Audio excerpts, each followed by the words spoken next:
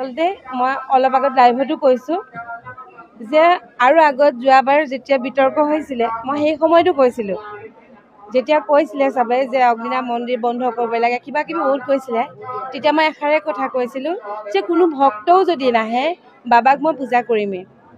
আৰু বিগ্ৰহভাগক লৈ বিতৰ্ক হৈছিলে তেতিয়া মই কৈছিলোঁ যে প্ৰথম শিৱলিংগ ভাগ আমি স্থাপন কৰিছিলোঁ আৰু এই বিগ্ৰহভাগ শিৱলিংগভাগ স্থাপন কৰি 2 বছৰৰ পিছতে মই বিগ্ৰহভাগ ৰাখিছিলোঁ।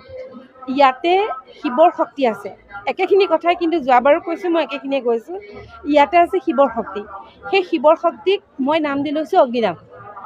গতিকে আমি অগ্নিনাভ নামেৰে শিৱৰ শক্তিক আমি পূজা কৰোঁ, কথাটো হ'ল সেইটো।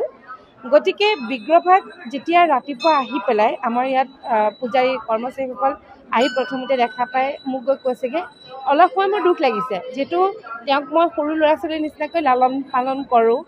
নেদেখি পেলাই বহুত কান্দিলোঁ মই অলপ সময়। তাৰপিছত মোৰ মন আকৌ ষ্ট্ৰং, যে কান্দিলেও মোৰ এটাই ভাৱ যে বাবাৰ শক্তিক কোনেও নিব নোৱাৰে।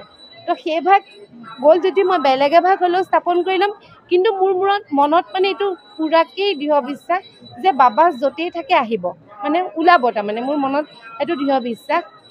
তাৰপিছত মই ষ্ট্ৰং কৰিলোঁ, নাই মই যাওঁ, পূজা মুঠতে কৰিমেই, মই যেনেকৈ কৰিব লাগে কৰিমেই। ঠিক মই কাপোৰ কানি ঠিক পিন্ধিছোঁ, পিন্ধি মেলি মই ইয়াত চাব আহিছোঁ। ঠিক 45 মিনিটমানৰ সময়ৰ ভিতৰত, কাৰণ তেতিয়া মই বাবাক কৈছোঁ, বাবা তুমি ইমান ৰাইজক তুমি আশীষ দিয়া, চবেই সমাধান পায়, গতিকে তোমাৰ বিগ্ৰহভাগ কেনেকৈ নিব পাৰিলে। কিন্তু তাৰ 45 মিনিটমানৰ ভিতৰত আমি খবৰ পালোঁ যে শিমলুগুৰি ষ্টেচনত তাতে ধৰা পৰিলে বুলি পেলাই।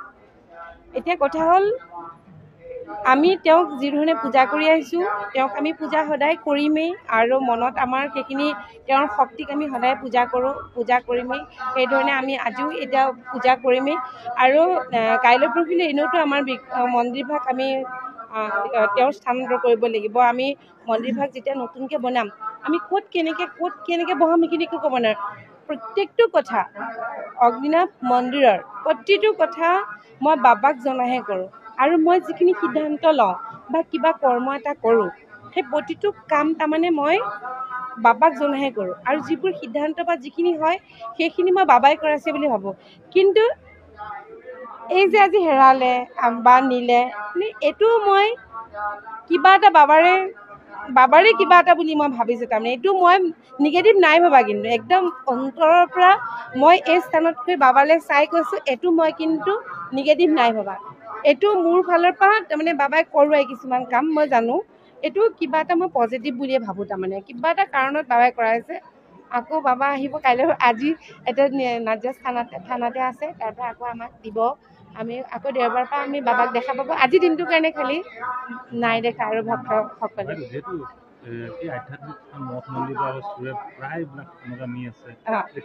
কিন্তু মই আৰু লগ পাওঁ হা, যেতিয়া গুৱাহাটী উগ্ৰতাৰা মন্দিৰত যেতিয়া মা তাৰা যেতিয়া হেৰাইছিলে, মানে কোনোবাই চুৰ কৰি নিছিলে উগ্ৰতাৰা মন্দিৰত, তেতিয়া আমাৰ এই বাবাক স্থাপন কৰা বেছিদিন হোৱা নাই। মই যে বাবাক কেইবাদিনো ভাবিছোঁ, তেতিয়া মানে পাব লাগে, বিগ্ৰহভাগ পাব লাগে। কাৰণ কেলৈ, তাৰ ঠিক এমাহমানৰ আগতে মই উগ্ৰতাৰা মন্দিৰৰ পৰা আহিছোঁ। সেই তেতিয়াও কিন্তু মোৰ মনত বহুত বিশ্বাস আছিলে, কাৰণ জাগ্ৰত যেতিয়া কিবা এভাগ মন্দিৰ হওক কিবা হয়, তাত কোনেও ক্ষয় ক্ষতি কেতিয়াও কৰিব নোৱাৰে। সেই জাগ্ৰত তেতিয়াহ'লে নহ'লেহেঁতেন, তেওঁ যিটো জাগ্ৰত, তেওঁৰ আশীৰ্বাদ চবেই পায়। এনেকুৱা ধৰণে কিবা আন মন্দিৰৰ ক্ষেত্ৰতো যদি হয়, কিন্তু এই যেতিয়া উগ্ৰতাৰা মন্দিৰৰ কথাটো ক'ব নালাগে যদিও মই কৈছোঁ, সেই তেনেকৈ ধৰক যেতিয়া আকৌ নতুন এভাগ স্থাপন কৰিব লৈছে, তেতিয়া আগৰ ভাগ ঘূৰাই পাইছে। গতিকে শক্তি সেয়াই, তাৰমানে মাৰ শক্তিয়ে হওক, বাবাৰ শক্তিয়ে হওক, ভগৱানৰ শক্তি সেয়াই। আমাৰ বিশ্বাসটো মেইন, মানে সেইটোৱে কথা। হা কি ক'লে? দুখীয়ে শাস্তি পোৱাটো কিয় নিবিচাৰিম? এতিয়া মোৰ আজি প্ৰাৰ্থনা এটাই, দুখীয়ে শাস্তি পাওক, তেওঁৰ লগত যিখিনি আছিলে সেইখিনিয়ে ধৰা পৰিব লাগে, সিমানখিনিয়ে কথা। আৰু লগতে মই কওঁ যে আমাৰ মন্দিৰৰ নামত যে ফেক একাউণ্ট খুলি পেলাই বহুতে পইচা তুলি আছে, লাখ টকা তুলি আছে। আমাৰ সময় নাই, সময়ৰ অভাৱত আমি আজি কামবিলাকৰ পিছত দৌৰিব পৰা নাই। আপোনালোকে যদি ইচ্ছা কৰে আমি নাম্বাৰবোৰ দিব পাৰোঁ, যিবোৰ আমাৰ ফেক নাম্বাৰ আমালৈ আহে। তাৰমানে মানুহে শৰাই দিয়ে, পইচা লয়, 500 টকাকৈ পইচা লয়। ফেক নাম্বাৰ বহুত আছে, আপোনালোকক মই নাম্বাৰকেইটা দি দিম, আপোনালোকে সেই নাম্বাৰকেইটা দি দিব।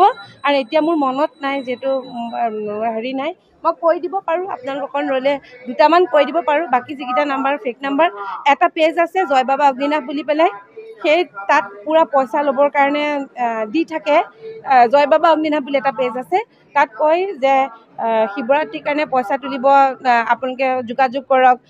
তাৰপিছতে বিহুৰ সময়ত কয়, দুৰ্গা পূজাৰ সময়ত কয়, কিন্তু আমি আজিলৈকে তেনেকুৱা ধৰণে পইচা তুলিবৰ কাৰণে এনেকৈ আমি এই ধৰণে আমি কেতিয়াও পষ্ট নিদিওঁ। আমি ভগৱানৰ প্ৰতি যাৰ বিশ্বাস আছে, ভগৱানৰ ওচৰলৈ এনেও চব আহিবই। আমি মাত্ৰ কণ্টেক্ট কৰিবৰ কাৰণে আগতে আমি কণ্টেক্ট নাম্বাৰ পৰ্যন্ত আমি দিয়া নাছিলোঁ। আমি যে কোনো কণ্টেক্ট নাম্বাৰ দিয়া নাছিলোঁ। কণ্টেক্ট নাম্বাৰ লাষ্টত আমি এইকাৰণে দিবলৈ, যেতিয়া ফেক একাউণ্টবোৰ খুলি মানুহৰ পৰা পইচা ল'ব ল'লে, তেতিয়াহে আমি আমাৰ নাম্বাৰ দিয়া হৈছে। এতিয়া সেই নাম্বাৰবিলাকে পইচা তুলি ভক্তৰ পৰা লৈ আছে, আৰু ভক্তই গম নাপায়, পিছত গম পায়। আৰু যেতিয়াই বেছিকৈ সোধে তেতিয়া ব্লক কৰি দিয়ে, লগালগ ব্লক কৰি দিয়ে। কেইবাটাও নাম্বাৰ আছে, আপোনালোকৰ নাম্বাৰকেইটা মই দি দিম। সেইকেইটাও যদি কোনোবাই কিবা তদন্ত কৰিব পাৰে, খুবেই ভাল পাম। আৰু সেই দোষীও যদি শাস্তি পায়, অত্যন্ত শান্তি পাম। তাৰমানে কাৰণ আমাৰ সময় নাই কাৰণে আমি আজি লাগিব নোৱাৰোঁ। কেইবাটাও পেজ আছে, সেই পেজখিনি এই ধৰণে নাম্বাৰ দি আমাৰ লগত যোগাযোগ কৰক বুলি দিয়ে। আপোনালোকক সেইখিনি দিম, সেইখিনি আপোনালোকে চাই ল'ব পাৰিব। ইমানখিনিয়ে কথা। এতিয়া বহুত ভক্ত আছে, আৰু সকলো ভক্তৰ মনৰ বাঞ্ছা সিদ্ধি হওক। আপোনালোকে কেতিয়াও মনত দুখ নকৰিব, আপোনালোকৰ বাবা একেধৰণে আছে। এই শক্তিক কোনেও নিব নোৱাৰে, যেতিয়ালৈকে আমি তেওঁক অসন্তুষ্ট নকৰোঁ। আমি যিহেতু তেওঁক অসন্তুষ্ট নাই কৰা, আৰু তেওঁ ইয়াত বহিছে, নাজিৰাত বহিছে, সকলো ৰাইজকে তেওঁ আশীষ দিব। সেইটোৱে আমাৰ